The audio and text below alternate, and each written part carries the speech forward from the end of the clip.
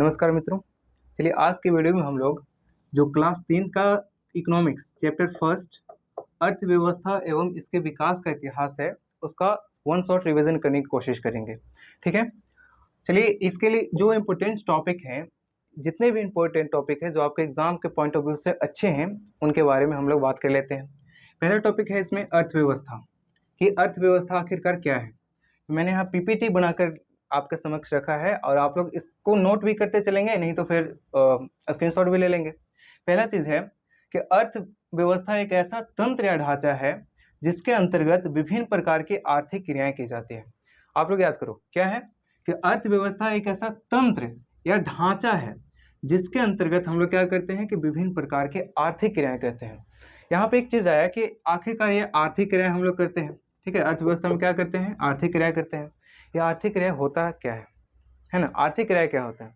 तो आर्थिक क्रियाएं एक प्रकार का काम होता है, कोई क्रिया होती है जिसके कारण हम लोग क्या करते हैं, बताओ आप लोग। देखिए, आर्थिक क्रियाएं हम लोग कुछ काम करके अपने लिए पैसे एकत्रित करते हैं, पैसे कमाते हैं, वही आर्थिक क्रिया हुआ। जैसे मान लीजिए कि आप उद्योग धंधे कोई कर रहा है, कोई काम उद्योग धंधे का कोई काम कर रहा है, कोई कृषि कर रहा है, ठीक है, कोई व्यापार कर रहा है, तो इससे क्या होता है? मुझे पैसे मिलता है कि नहीं? तो आर्थिक क्रियाएं यही सब होता है। देखिए, आर्थिक क्रियाएं दो चीज काम, एक इसका दो महत्वपूर्ण काम है। आर्थिक क्रियाएं जब भी होगा तो कंफर्म है कि दो चीज होगा। जैसे सांस लेते हैं और जब वो कोई आदमी जिंदा है तो सांस ले रहे हैं तो निश्चित है कि सांस छोड़ेगा भी, है ना। चलिए, हाँ, तो इसमें क्या होता है, आर्थिक क्रियाएं में दो काम कंफर्म होते हैं। पहला चीज कि वस्तुओं और सेवाओं का उत्पादन। देखिए, जब वह आर्थिक क्रियाएं में कि जब कोई आदमी काम करेगा तो निश्चित है या तो कोई सेवा प्रदान करेगा या तो कोई वस्तु का निर्माण करेगा। जैसे कोई टीचर पढ़ा रहा है आपको तो उसका मतलब क्या है? सेवा का उत्पादन कर रहा है, सेवा दे रहा है किसी को। और कोई मजदूर कहीं फैक्ट्री में काम कर रहा है तो उसका मतलब क्या हुआ कि कोई वस्तु का उत्पादन कर रहा है। ठीक है, और सुनिए, उसी प्रकार से जब कोई इंसान, जब कोई आदमी फैक्ट्री में काम करेगा, चाहे कोई पढ़ाएगा, तो रोजगार भी तो उत्पन्न होगा। रोजगार भी तो, जैसे पढ़ाना भी तो एक रोजगार है और मजदूरी करना रोजगार है। ठीक है, तो आर्थिक क्रियाएं दो काम करती है, कौन कौन? एक वस्तुओं और सेवाओं का उत्पादन करती है और दूसरा क्या है? रोजगार का सृजन करती है। एक बार फिर से हम लोग बात कर लेते हैं कि अर्थव्यवस्था एक ऐसा तंत्र या ढांचा है जिसके अंतर्गत विभिन्न प्रकार की आर्थिक क्रियाएं की जाती है, जैसे उद्योग, कृषि, व्यापार आदि। आर्थिक क्रियाएं दो काम करती हैं, पहला वस्तुओं और सेवाओं का उत्पादन और दूसरा क्या है? रोजगार सृजन। कंप्लीट हुआ। चलिए, अब हम लोग अर्थव्यवस्था की संरचना के बारे में जानते हैं। ठीक है, अर्थव्यवस्था के अंतर्गत तीन क्षेत्र आते हैं। पहला है प्राथमिक क्षेत्र, दूसरा है द्वितीयक क्षेत्र और तीसरा है तृतीयक क्षेत्र। पहला क्या? प्राथमिक क्षेत्र, द्वितीयक क्षेत्र, तृतीयक क्षेत्र। ये 5 स्टार में इसे दे रहा हूँ, इससे ऑब्जेक्टिव कंफर्म है कि पूछने वाला है और हमेशा पूछता भी है। ठीक है, तो प्राथमिक क्षेत्र को एक और नाम से पुकारा जाता है जिसे कृषि क्षेत्र भी कहते हैं, और एक और नाम, और द्वितीयक क्षेत्र को एक और नाम से पुकारा जाता है जिसे क्या कहा जाता है? औद्योगिक क्षेत्र। बोलते रहिए आप लोग भी। तृतीयक क्षेत्र को क्या बोला जाता है? सेवा क्षेत्र। कृषि क्षेत्र, औद्योगिक क्षेत्र और सेवा क्षेत्र। अब देखिए कि कृषि क्षेत्र में क्या क्या आते हैं। कृषि क्षेत्र में क्या क्या आते हैं? पहला चीज है कि कृषि याद आएगा, इसमें पशुपालन आएंगे, मत्स्य पालन आएंगे। कुल मिलाकर हम ऐसे कह सकते हैं कि ये जो क्षेत्र है ना, वो टोटली प्राकृतिक संसाधनों पे, प्राकृतिक रूप से प्रकृति पे निर्भर करता है। ठीक है, जितने भी प्रकृति पे निर्भर करेगा ये प्राथमिक क्षेत्र में आ जाएंगे। टोटली क्या लिख सकते हैं हम? प्रकृति, प्रकृति पे निर्भर, प्रकृति पर निर्भर।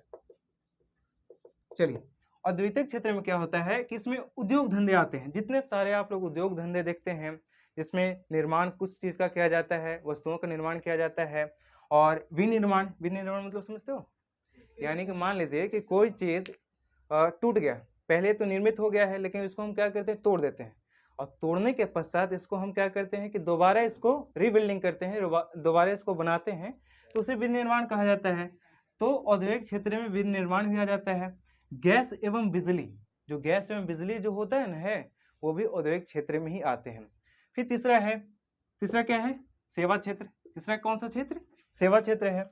इसके अंतर्गत बैंक आ जाते हैं, परिवहन आ जाता है, संचार व्यवस्था, संचार मीन्स जैसे हम लोग किसी टेलीकॉम यानी कि बात करते हैं टेलीविजन ये सब से, कहीं अपने संदेश को कहीं पे भेजते हैं, ये सब क्या आते हैं तो संचार व्यवस्था में आ जाते हैं। और अन्य सेवाएं जैसे कि डॉक्टरी हो गया, पढ़ा रहे हैं, तो ये सब किस में आ जाते हैं तो सेवा क्षेत्र में आ जाते हैं।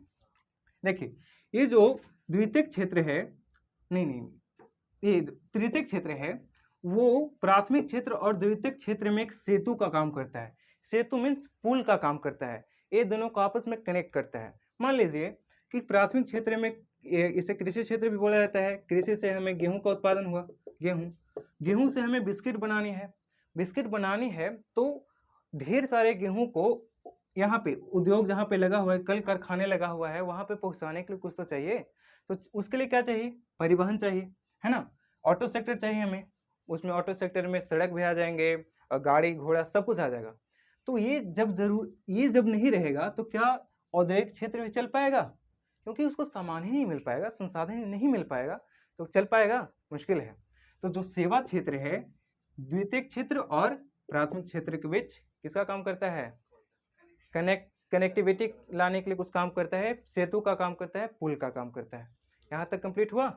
चलिए अब आगे बढ़ते। चलिए अब हम लोग जानेंगे कि अर्थव्यवस्था के कितने प्रकार हैं। ठीक है, अर्थव्यवस्था के कितने प्रकार हैं, इससे भी बहुत सारे क्वेश्चन ऑब्जेक्टिव में पूछे गए हैं। ठीक है, एग्जाम में यहाँ तक सब्जेक्टिव क्वेश्चन भी पूछे जाते हैं इससे, तो ये भी टॉपिक बहुत इंपॉर्टेंट है।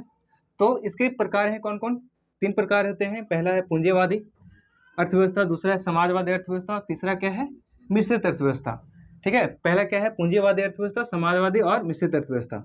देखिए पूंजीवादी अर्थव्यवस्था में क्या होता है, इसका मेन पर्पस है, इसको लाने का मेन पर्पस है कि हमें अधिक से अधिक धन कमाने हैं, चाहे इसके लिए मानवता को भी खत्म करना पड़े, कोई प्रॉब्लम नहीं। ठीक है, इसमें सिर्फ और सिर्फ महत्वपूर्ण होता है पैसा। ठीक है, तो इसमें क्या होता है कि उत्पादन के साधनों पर किसी निजी व्यक्ति या निजी संस्था का अधिकार होता है।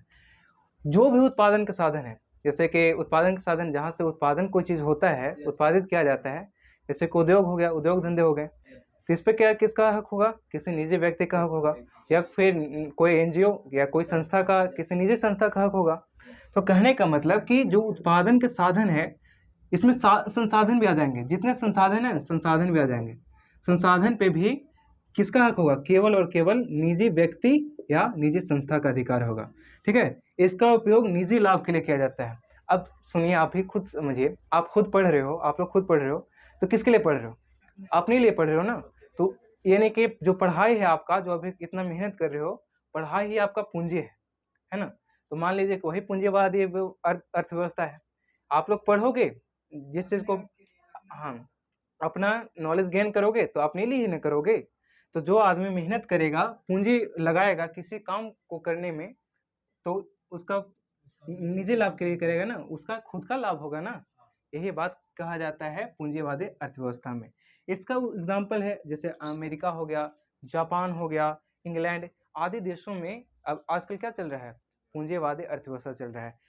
कुछ दिन में लगता है कि जैसा अभी कंडीशन है, धीरे धीरे करते हुए हमारे देश में पूंजीवादी अर्थव्यवस्था आने वाला है।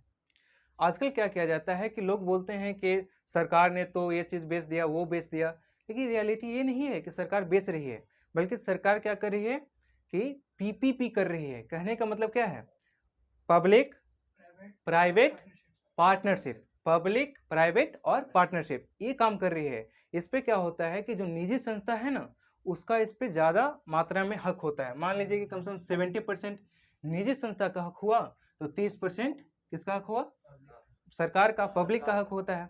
ये होता है पीपीपी। ठीक है, और ये पूंजीवादी अर्थव्यवस्था वाले देश में ही ऐसा चीज किया जाता है।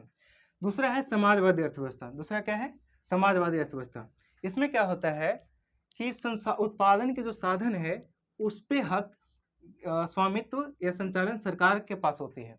जो उत्पादन के जितने साधन है उसका किसका हक होगा, उस पर केवल और केवल सरकार का हक होगा।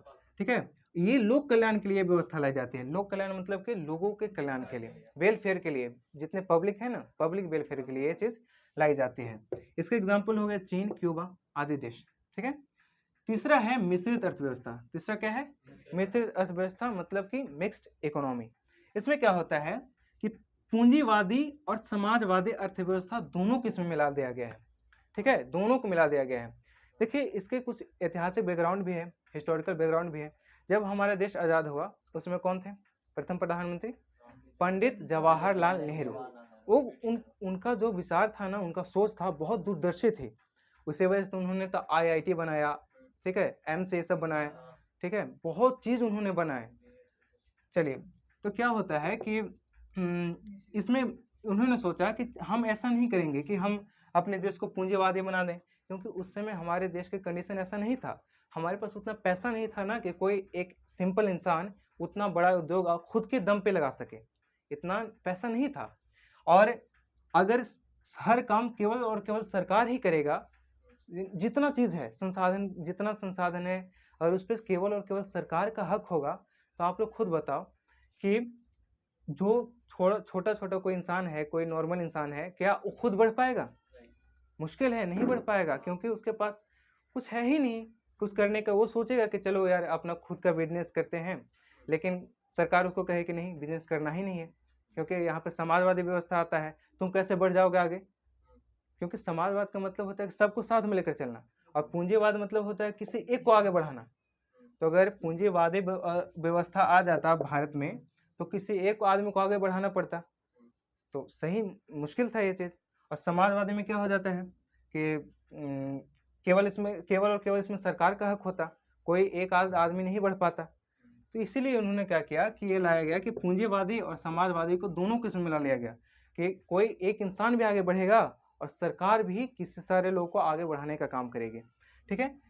तो उत्पादन के साधनों पर निजी व्यक्तियों तथा सरकार दोनों का हक होता है। इसमें किसमें? मिश्रित अर्थव्यवस्था में उत्पादन के साधनों पर निजी व्यक्तियों तथा सरकार दोनों का हक होता है। जैसे एग्जाम्पल इसका हमारा प्यारा देश भारत, एग्जाम पूछा जाता है कि भारत में कौन सा अर्थव्यवस्था है, तो कैसा है?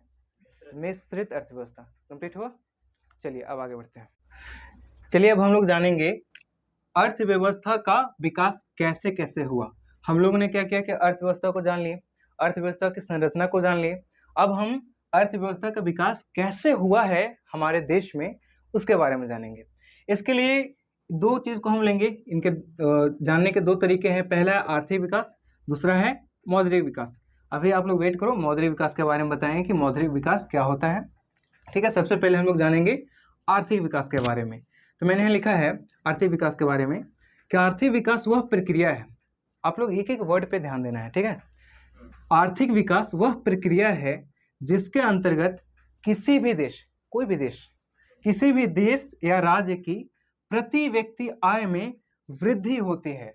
प्रति व्यक्ति आय में वृद्धि होती है। अभी बताता हूँ कि प्रति व्यक्ति आय क्या होता है, यहाँ पे ध्यान दीजिए आप फिर से कि आर्थिक विकास वह प्रक्रिया है जिसके अंतर्गत किसी भी देश या राज्य की प्रति व्यक्ति आय में वृद्धि होती है। यानी कि प्रति व्यक्ति आय में वृद्धि होने का मतलब देखिए, मान लीजिए कि कोई देश है या राज्य है, उसका प्रति व्यक्ति आय 100 रुपया है, और क्या हो रहा है कि उसके प्रति व्यक्ति आय में आए दिन या महीना, दिन ब दिन या महीना, साल भर में वृद्धि हो रही है। 5 रुपये हो गया, आगे चल के 10 रुपये हो गया, 110 रुपये, 115, 120 ऐसे होते गए। तो इससे क्या कर सकते हैं कि उसकी आर्थिक विकास हो रहा है, ठीक है। यानी कि उसको पैसे का विकास हो रहा है, तो इसका मतलब कि आर्थिक विकास हो रहा है। नॉर्मली ये मान लीजिए। देखिए, आर्थिक विकास का मुख्य उद्देश्य क्या होता है उसके बारे में जानिए कि इसका मुख्य उद्देश्य होता है कि सभी क्षेत्रों में, जो अर्थव्यवस्था के सभी क्षेत्र, कौन कौन क्षेत्र हैं? 3 क्षेत्र होते हैं ना, प्राथमिक क्षेत्र, द्वितीय क्षेत्र, तृतीय क्षेत्र। ये सारे क्षेत्रों में क्या करना है? उत्पादकता के स्तर को बढ़ाना है। आप लोग ध्यान दो कि पहला सेक्टर क्या है? प्राइमरी सेक्टर है। अगर प्राइमरी सेक्टर बढ़ेगा, उत्पादकता बढ़ेगी, तो लोगों के पास अधिक पैसे आएंगे। जब अधिक पैसे आएंगे तो प्रति व्यक्ति आय बढ़ेगी, नहीं बढ़ेगी? दूसरा में आइए कि अगर कल कारखाने का विकास होगा, ठीक है, वहाँ पे बहुत अच्छे से कल कारखाने लगेंगे, तो अब बतलाइए, अच्छे कारखाने लगेंगे और अच्छे अच्छे वस्तुओं का निर्माण हुआ होगा, तो लोगों को पैसा मिलेगा कि नहीं? लोगों के पास पैसा बढ़ेगा कि नहीं बढ़ेगा? दूसरा चीज़ ये हुआ। और सेवा क्षेत्र की बात ही, अभी इतना खतरनाक सेवा क्षेत्र है ना, मान लीजिए 51% पूरी जो अर्थव्यवस्था इंडिया की है ना, उसमें 51% जो पार्टनरशिप है ना, जो अर्थव्यवस्था के जितने क्षेत्र हैं और भारत की जो अर्थव्यवस्था है, उसमें 51% का पार्टनरशिप केवल और केवल सेवा क्षेत्र का है। तो अब बतलाओ आप कि अगर सेवा क्षेत्र बढ़ेगा, सेवा क्षेत्र जब उसका इंक्रीज करेगा, तो लोगों के आय में भी वृद्धि होगी, ठीक है। आय में वृद्धि होगी तो यानी कि मतलब कि प्रति व्यक्ति आय में वृद्धि होगी। ठीक है, तो इसका मतलब क्या हुआ कि अर्थव्यवस्था के सभी क्षेत्रों में उत्पादकता के स्तर को बढ़ाना है, चाहे प्राइमरी सेक्टर हो, सेकेंडरी सेक्टर हो, टर्सरी सेक्टर हो। कंप्लीट हुआ। ये क्या होते हैं, आर्थिक विकास के बारे में मैंने बात किया। अब आर्थिक विकास के और भी पहलुएं हैं, और भी कुछ हैं, उनके बारे में हम लोग बात करते हैं। चलिए देखिए, आर्थिक विकास में एक और नेक्स्ट टॉपिक है सतत विकास। क्या है? सतत विकास। तो सतत विकास को लाने का क्या कारण था? सबसे पहले हम लोग कारण जानेंगे। तो इसका मेन कारण है कि देखिए हमारे जो देश है, हमारी जो पृथ्वी है, उसमें संसाधन बहुत कम है। संसाधन कम है ना? संसाधन कम है, अतः हमारी भावी पीढ़ी, जो आने वाली जो पीढ़ी है, उसको इसका प्रभाव झेलना पड़ सकता है। अब खुद ही आप लोग समझो, जितना पानी है सारे को हम ही खत्म कर देंगे, वन है सारे को काट देंगे, तो इसका तंज किसको झेलना पड़ेगा? हमारे आने वाली पीढ़ी को झेलना पड़ेगा कि नहीं? ठीक है। और अभी इतना खतरनाक तरीके से उत्पादन हम लोग कर रहे हैं, प्रोडक्टिविटी बढ़ा रहे हैं, उसके कारण क्या हो रहा है कि संसाधन खत्म हो रहा है, और दूसरे नंबर पे पर्यावरण प्रदूषण भी बढ़ रहा है ना? बहुत ज़्यादा पर्यावरण प्रदूषण हो रहा है। तो क्या होता है कि इन पर्यावरण प्रदूषण को भी हम लोग चाह रहे हैं कि रोकें, और हमारी जो भावी पीढ़ी है, भावी पीढ़ी, आने वाली पीढ़ी, उसको भी क्या करना है कि उनके लिए भी कुछ न कुछ हम लोग बचा के रखें। तो इसके लिए सतत विकास का एक कॉन्सेप्ट लाया गया। ठीक है, अब हम लोग जानेंगे कि आखिरकार ये सतत विकास है तो है क्या। आप लोग कारण समझ गए किस लिए आया गया? कि संसाधन कम है, अतः हमारी जो आने वाली पीढ़ी है, इसका प्रभाव झेलना पड़ सकता है। उत्पादन के तकनीक के कारण पर्यावरण प्रदूषण भी बढ़ रहा है, पर्यावरण प्रदूषण बहुत ज़्यादा बढ़ रहा है, तो उसको भी कंट्रोल करना है। ठीक है, चलिए अब हम सतत विकास के बारे में जानते हैं। चलिए, हम लोग ने यहाँ पे लिख दिया है कि सतत विकास क्या है। देखिए, सतत विकास एक दूरदर्शी योजना है। यानी कहने का मतलब कि सतत विकास जो है ना, वो दूर की सोच कर चलता है। सिर्फ यहाँ है नहीं कि अभी वर्तमान में जो मतलब जो करना है वर्तमान में कर लो, आगे कुछ सोचो ही नहीं, ये बात नहीं है इसमें। सतत विकास लाने का ही मेन पर्पस था कि ये दूर की सोचेगा। ठीक है, दूरदर्शी योजना है जो आर्थिक विकास, सामाजिक न्याय, आर्थिक विकास करना ही है, लेकिन सामाजिक न्याय यानी कि जो हमारे आने वाली भावी पीढ़ी है, उसको न्याय भी तो देना है। और अगर हम लोग अच्छे से संसाधनों का प्रयोग नहीं करेंगे, पूरा दोहन कर रहे हैं संसाधन का, तो क्या उनके साथ न्याय होगा? नहीं, उनके साथ जस्टिस नहीं होगा। तो उनके साथ जस्टिस करने की भी बात आती है। और पर्यावरण संरक्षण, हमारा जो पर्यावरण है उसको भी संरक्षण करने की बात आती है इस पे। अगर पर्यावरण संरक्षित नहीं रहेगा, तो हमारी भावी पीढ़ी क्या, हमारी जो वर्तमान पीढ़ी है ना, उसको भी खतरनाक डिजीज हो सकते हैं, बहुत प्रॉब्लम फील हो सकता है उनको। ठीक है, तो पर्यावरण संरक्षण के समावेशन के से विकास करती है, तथा जो विकास के लिए भावी पीढ़ियों की आवश्यकताओं को ध्यान में रखते हुए हम लोग विकास तो कर रहे हैं, लेकिन क्या करते हैं कि जो भावी पीढ़ी है ना, आने वाली पीढ़ी, उस उनकी आवश्यकताओं को भी ध्यान में रखते हैं। ठीक है, उनकी आवश्यकताओं को ध्यान में रखते हुए वर्तमान की आवश्यकताओं को पूरा करते हैं। ठीक है, उनकी आवश्यकताओं को ध्यान में रखते हुए वर्तमान की आवश्यकताओं को पूरा करते हैं। देखिए, कुछ संसाधन होते हैं, संचित संसाधन कहा जाता है, आप लोग पढ़े होंगे। ठीक है, संचित संसाधन। अब बतलाइए, ये संचित संसाधन क्यों रखा गया है? हमारे देश में बहुत जगह पे ऐसे जगह हैं जहाँ ये पता कर लिए हैं कि हाँ, यहाँ पे संसाधन हो सकते हैं, संसाधन हैं। ठीक है, लेकिन उन्हें संचित करके रखा गया है ताकि आने वाले टाइम में हम लोग उसका यूज कर सके। देखिए, अभी इतना संसाधन है ना हमारे देश में कि अगर हम सारे संसाधनों को यूज कर लें, तो हमारे देश में जो गरीबी है ना, सब खत्म हो सकती है, खत्म हो सकते हैं। लेकिन हमारी जो सरकार है, ये सोच रखी है, दूरदर्शी योजना रखी है, और इस सतत विकास के कारण ही ऐसा हो सका है कि हम सारे संसाधनों का अभी यूज नहीं करेंगे। ठीक है, हमारे जो आने वाली पीढ़ी है, उनके लिए भी हम लोग कुछ बचा के रखेंगे। समझ में आया? ये हुआ हमारा सतत विकास कंप्लीट। देखिए, हम लोग अभी आर्थिक विकास के बारे में पढ़ लिए हैं। ठीक है, अर्थव्यवस्था के विकास के बारे में दो चीज पढ़ना था। पहला चीज क्या था? आर्थिक विकास। दूसरा है मौद्रिक प्रणाली। ठीक है, कि मौद्रिक प्रणाली यानी कि पैसे का कैसे विकास होता है। देखिए, आज हम थोड़ा हिस्टोरिकल बैकग्राउंड को भी इसको समझते हैं। जब कुछ भी नहीं था, यानी कि प्राचीन काल में जब हमारी मानव सभ्यता स्टार्ट हो रही थी, तब वहाँ पे पैसे नहीं थे। जो अभी हम लोग पैसे यूज करते हैं ना, सिक्का यूज करते हैं, किसका पैसा, कागज कागज का मुद्रा का यूज करते हैं। पहले ऐसा नहीं था, ये सब करेंसी नहीं थी। पहले क्या होता था कि वस्तु दो और वस्तु लो, इसको ही कहा जाता है वस्तु विनिमय प्रणाली। वस्तु विनिमय प्रणाली। ये स्टार्टिंग में ही चलता था, जब पैसे नहीं थे ना, करेंसी नहीं थे, तो सबसे पहले वस्तु विनिमय प्रणाली चलते थे, वस्तु दो और वस्तु लो। अब खुद समझो कि आप खुद मायने में समझने की कोशिश करो। मान लो कि आपको कुछ चीज़ खरीदना है, ठीक है, कुछ भी चीज़ खरीदना है तो उसके लिए क्या चाहिए, कुछ ना कुछ हमें वस्तु चाहिए, है ना। जब मेरे पास वस्तु रहेंगे तभी ना हम किसी और को वस्तु दे करके कुछ खरीद पाएंगे। लेकिन इसके लिए क्या करना पड़ेगा, सबसे पहले हमें वैसे लोगों को ढूंढना पड़ेगा जिसको कुछ ज़रूरत हो। मान लीजिए कि मेरे पास एक कलम है, ये पेन है, ठीक है, और मुझे क्या चाहिए कि एक डस्टर चाहिए, ये डस्टर चाहिए और मेरे पास पेन है। तो क्या करेंगे कि हम ऐसे लोगों को पहले खोजेंगे जिसके पास डस्टर हो। पहले गोले गोले घूमकर खोजेंगे कि अरे यार भाई तुम्हारे पास डस्टर है कि नहीं है, तो उसके पास नहीं है, तो फिर एक और के पास जाएंगे कि डस्टर है कि नहीं, मतलब कि खोजते रहेंगे डस्टर के बारे में। बाय द वे अगर कोई मिल गया कि डस्टर, मान लीजिए कि कोई ऐसा आदमी मिल गया जिसके पास डस्टर है, वो डस्टर देना चाहता है लेकिन उसको पेन की आवश्यकता नहीं है, उसको बोर्ड की ज़रूरत है। तो ये सब क्या होता है कि हमारे जो वस्तु विनिमय प्रणाली है इसमें बहुत प्रॉब्लम हो जाता था। अब देखिए हम लोग कितना स्टोर करके रखेंगे, बहुत सारे वस्तु मेरे पास रहेगा तो हम स्टोर करके रखेंगे तो प्रॉब्लम होगा। अब आप खुद समझो, चावल वगैरह है, स्टोर करके रखेंगे खराब हो जाएगा, है ना। तब लोगों का कुछ दिमाग आगे बढ़ता गया, लोगों ने सोचा कि क्यों ना हम जो वस्तु है इसके जगह पर ऐसा चीज़ लाएं, ऐसा वस्तु लाएं जो वस्तुओं के बदले में काम करे, ठीक है। कुछ सांकेतिक चीज लाया जाए। जो पैसे होते, करेंसी होते, एक संकेत ही तो होता है। आप लोग 10 का नोट देखिएगा, उसमें 10 लिखा रहता है, रिजर्व बैंक ऑफ इंडिया के कुछ चीजें लिखे रहते हैं, गवर्नर का सिग्नेचर रहता है, एक संकेत ही ना होता है और कुछ नहीं है, संकेत ही होता है। तो लोगों ने सोचा कि चलो कुछ सांकेतिक चीज का प्रयोग किया जाए। तब फिर क्या होता है कि हमारे देश में किसका प्रयोग होता है, वस्तु विनिमय प्रणाली के बाद मौद्रिक प्रणाली की शुरुआत होती है। मौद्रिक प्रणाली की शुरुआत होती है। मौद्रिक प्रणाली मतलब कि पैसे का विकास होता है। देखिए अभी हम लोग क्या करते हैं कि कागजी मुद्रा का अधिकतर प्रयोग करते हैं, सिक्के की जगह पे कागजी मुद्रा का अधिकतर प्रयोग करते हैं कि नहीं करते हैं। तो पहले जब स्टार्ट हुआ ये मौद्रिक प्रणाली यानी पैसे का जब शुरुआत हुआ तो सबसे पहले एक चमड़ा का मुद्रा बनाया गया, इसके बाद फिर पत्थर का मुद्रा बनाया गया, शीशा का बनाया गया, सोने का, चांदी का, लोहा का, तांबा का इत्यादि का मुद्रा बनाया। और धीरे धीरे करते करते क्या होते गए, ये बढ़ते गए और आज देखिए हमारे पास क्या है, क्या है, कागज का मुद्रा है।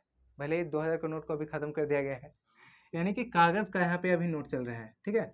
यानी कि धीरे धीरे करके ऐसे नहीं विकास हुआ, ठीक है। अब देखिए मान लीजिए कि ये मौद्रिक प्रणाली की बात हो गई। अब हमारे पास बहुत पैसा है, कितना, बहुत पैसा, अनगिनत पैसे हैं। तो पहले के लोग क्या करते थे, स्टोर करके किस में रखते थे, घर में एक मृद भांड रहता था। मृद भांड मतलब कि मिट्टी के बर्तन, उसमें ही रखा जाता था। तो आप लोग खुद समझो कि अगर आपके पैकेट में कुछ पैसे रहेंगे तो आपको बार बार मन ऐसा करेगा ना कि चलो यार आज कुछ दूसरे से कुछ खरीद लेते हैं, यानी कि, और चोरी होने की भी संभावना रहती है, चोरी भी हो सकता है।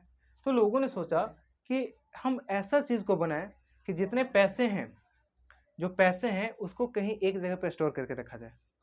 तो इसके लिए फिर क्या होता है कि एक बैंकिंग प्रणाली की शुरुआत होती है। किसकी शुरुआत होती है, बैंकिंग प्रणाली। इसमें क्या होता है कि किसके लिए लाया गया, कि जो पैसे हैं ना उसको स्टोर करके रखने के लिए लाया गया। बैंकिंग प्रणाली की शुरुआत होती है। सबसे पहले वस्तु विनिमय प्रणाली, इसके बाद मौद्रिक प्रणाली, इसके बाद क्या आता है, बैंकिंग प्रणाली। कंप्लीट हुआ। अब देखिए अब लोग सोचा कि अब बैंकिंग प्रणाली यानी कि बैंक जो है, अगर हमें पैसा निकालने की बात होती है तो हम लोग क्या करते हैं कि बैंक में जाना पड़ता है, पूरा बैंक में जाओ, नंबर लगाओ, बहुत काम करना पड़ता है, तब पैसे मुझे मिलते हैं, ठीक है।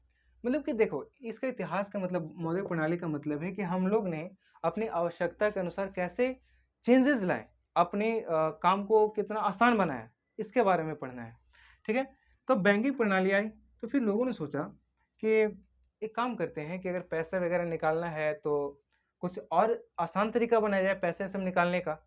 तो उन्होंने क्या किया कि इसके लिए चेक चेक की व्यवस्था है। चेक जो होता है ना, एक इस साख पर यानी विश्वास पे चलता है। यहाँ पे कुछ अमाउंट लिख दो, आप सिग्नेचर कर दो और किसी बैंक का चेक रहेगा, आप वहाँ पे इस चेक को जमा कर दो, और फिर आपको इसके बदले में रिटर्न में पैसा दे देगा। ठीक है, तो ये चेक प्रणाली की शुरुआत हुई। फिर क्या होता है, अब क्या होता है कि आधुनिकीकरण बढ़ती है, तो लोगों ने सोचा कि चलो, और आधुनिकीकरण बढ़ेगी तो मशीन भी बढ़ रहे हैं। ठीक है, तो लोगों ने सोचा कि चलो मशीन का यूज़ हम लोग पैसे ये सब के लिए करते हैं, तो लोगों ने मिलकर के एटीएम बनाया। एटीएम मशीन, इसका फुल फॉर्म क्या होता है, ऑटोमेटिक टेलर मशीन।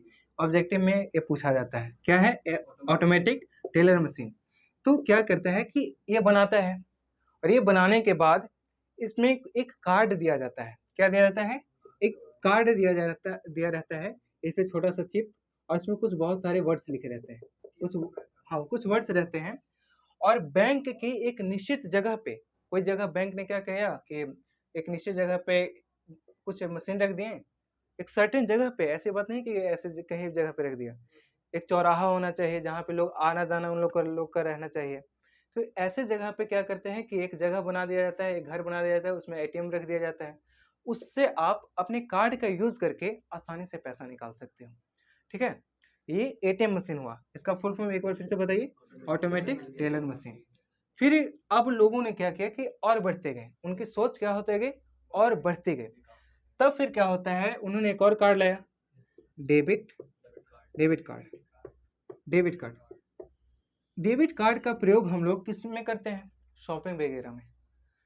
क्या होता है कि आप कुछ भी काम करो, ये देखिए ये सारी चीज होते हैं ना, ये बैंक से कनेक्ट होते हैं, कनेक्टेड रहते हैं। किससे, तो बैंक से ही कनेक्टेड रहते हैं। तो डेबिट कार्ड लाया गया, जिसका उपयोग आप किस काम के लिए कर सकते हैं, वस्तुओं को खरीदने के लिए कर सकते हैं। आप मॉल में जाइएगा तो एक आपको स्वैप करने का कुछ चीज़ दे रहेगा, और ये प्लास्टिक का कार्ड रहता है, ये भी प्लास्टिक का कार्ड ही रहता है। ठीक है, प्लास्टिक का कार्ड रहता है। आप उसको आराम से स्वैप कीजिए, जितना आपको पैसा ज़रूरी है वो आपको बैंक से ही कट जाएगा, डायरेक्ट कट जाएगा। तो डेबिट कार्ड का प्रयोग किस में किया जाता है, तो शॉपिंग वगैरह में, शॉपिंग। ठीक है, शॉपिंग के लिए ये सब किया जाता है, डेबिट कार्ड का यूज़। ठीक है, एक और चीज़ है, एक और क्रेडिट कार्ड। क्रेडिट कार्ड, देखिए क्रेडिट कार्ड जो होता है ना, वो अभी वर्तमान की बहुत ज़्यादा ज़रूरत है, बहुत ज़्यादा ज़रूरत है, और ख़ास करके किसानों को। क्योंकि किसानों को क्या चाहिए अभी, कर्ज चाहिए। ठीक है, कर्ज चाहिए ताकि अपना कृषि बढ़ा सके। ठीक है, कृषि बढ़ा सके इसके लिए क्या चाहिए, कुछ कर्ज चाहिए। तो ये जो क्रेडिट कार्ड है ना, यही उनको कर्ज देने में फ़ायदा पहुंचाता है। अगर कोई चीज़ आपको खरीदना है, जैसे कि ट्रैक्टर ही खरीदना है, तो अपने क्रेडिट पे आराम से आप बैंक से लोन ले सकते हैं, और क्या कर सकते हैं कि कुछ भी खरीद सकते हैं, वस्तु खरीद सकते हैं, या फिर कर्ज ले सकते हैं, बहुत सारी चीज़ कर सकते हैं। ये क्रेडिट कार्ड हो गया। अभी एक और चलता है, वर्तमान में यूपीआई एक चला है। ये आपके बुक्स में नहीं दिए हुए हैं, लेकिन मैं खुद से ऐड कर रहा हूँ। यूपीआई चल रहा है अभी, इसमें फ़ोन पे, गूगल पे, पेटीएम वगैरह से हम लोग डायरेक्ट मोबाइल से अब स्कैन करके आराम से पेमेंट कर दे रहे हैं। यानी कि पैसे कहाँ से कट रहे हैं, डायरेक्ट हमारे बैंक से ही कट रहे हैं। आप लोग को एक बार फिर से समझा देता हूँ। सबसे पहले क्या आया, सबसे पहले क्या आया, नहीं बैंक नहीं, सबसे पहले आया वस्तु विनिमय प्रणाली। इसके बाद फिर क्या आया, मौद्रिक प्रणाली, मुद्रा का विकास हुआ, करेंसी बने। इसके बाद फिर बैंक बना। इसके बाद चेक वगैरह आया, उसको कोर बैंकिंग प्रणाली कहा जाता है। फिर क्या आया, एटीएम आया। इसके बाद डेबिट कार्ड आया। इसके बाद क्रेडिट कार्ड आया। इसके बाद फिर यूपीआई आया। कंप्लीट हुआ। चलिए आज के लिए इतना ही रुकते हैं, फिर अगले वीडियो में मैं पूरा करने की कोशिश करूँगा, पूरा कंप्लीट कर दूंगा टॉपिक को। थैंक यू, जय हिंद।